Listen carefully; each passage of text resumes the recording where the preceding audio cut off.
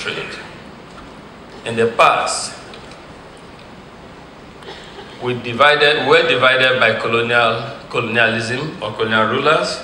Today, our divisions are self-inflicted by trade barriers like tariffs and borders and visas.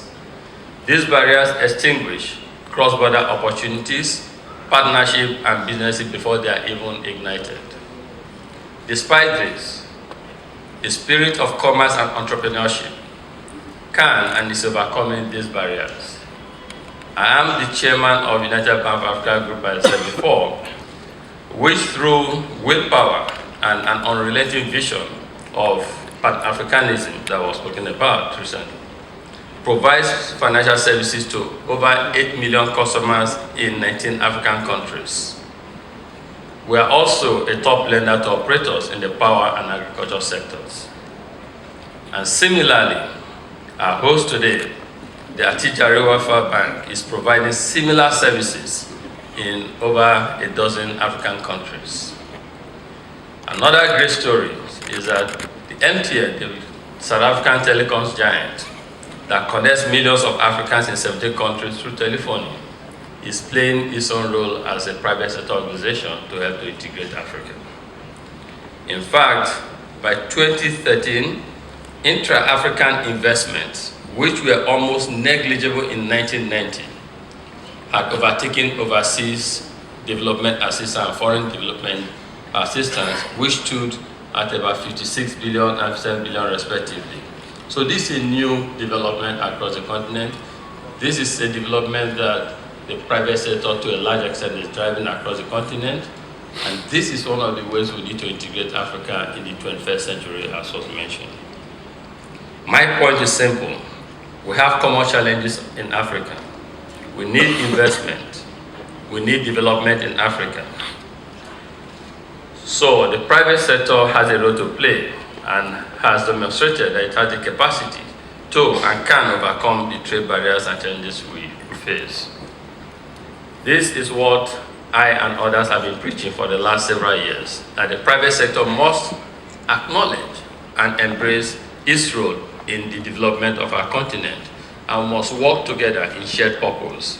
And that is why, even though I have or had some other engagements in West Africa today, I decided that I need to be here to encourage this kind of initiative, a forward-looking initiative that brings all of us together, because we need this level of private sector cooperation and engagement to move the needle of development in Africa. I call this Afri-capitalism. Afri-capitalism is an economic philosophy that advocates long-term investments in strategic sectors that deliver economic and social dividends. So where some see only problems or challenges in Africa, I see opportunities in providing solutions to such challenges, and this should be the mindset. So the African Development Forum is not only about business. To me, it's about African unity. African unity should be much more than a routine gathering of political leaders and bureaucrats. African unity should be about shared challenges and experiences, shared ideas and goals, and bonds of blood and trade. By acknowledging common problems and working together to solve them, we can only grow closer. And as we grow closer, we will also address the self-inflicted wounds caused by our trade barriers. This is also why I've taken a business approach to my personal philanthropy as well. And that is why last year we launched the Tony Elumelu Entrepreneurship Program with the sum of $100 million to identify, train, mentor, and seed 10,000 businesses over the next 10 years towards the economic transformation of our continent.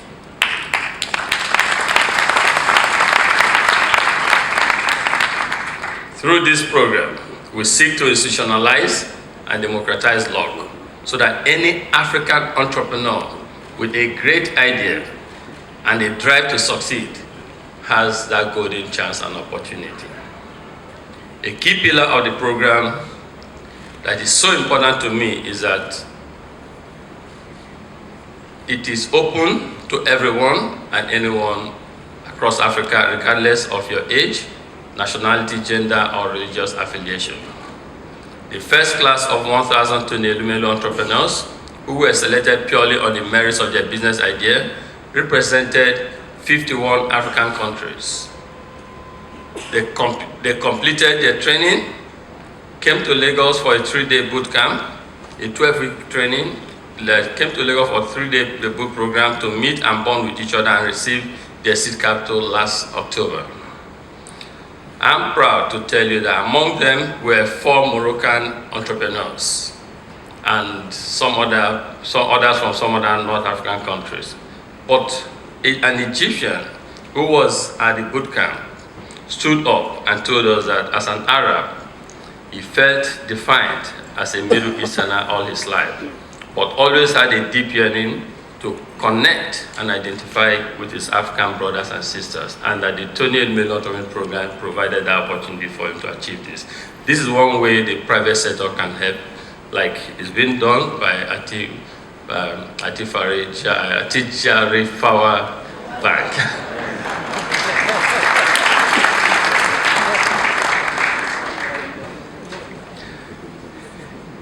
And T finally made that dream, according to him, come true. Because of this young entrepreneur, I now dream and strive to double application from North African countries every year of the program. We have strong representation from the Francophone and Lusophone countries, but we're working to get even more. So the program, the application for the second cohort is ending next week. I want to use this forum to say, tell your friends, your siblings, whoever is interested to apply, and most in particular, we want to have more females. Last year we had 30% female representation. This time we want to have at least 50-50, 500 women, 500 men. That's the target. So the women in this house, go help with this. These entrepreneurs are not only providing moral support to each other, they are now part of an ecosystem that enables them to help each other on their business ideas and solve societal problems. And amazingly, also collaborate in businesses across multiple borders. And these entrepreneurs, as they shake hands and share their ideas, network and individually make deals, they are manifesting regional trade and integration in an organic and authentic way, in a truly African way that will deliver both economic and development dividends in our continent. In concluding, I'd like to say that I have always considered myself a Pan-Africanist. I believe in Africa, and I believe in the power of entrepreneurship to deliver the future we all want for our continent. A future of stability and prosperity. A future with sustainable energy and food for all. And that is why the theme of this session is so important. With improved access to energy, you create jobs, you industrialize massively, and with food, agriculture and food security, you deal with the issue of food security, issue of hunger and starvation.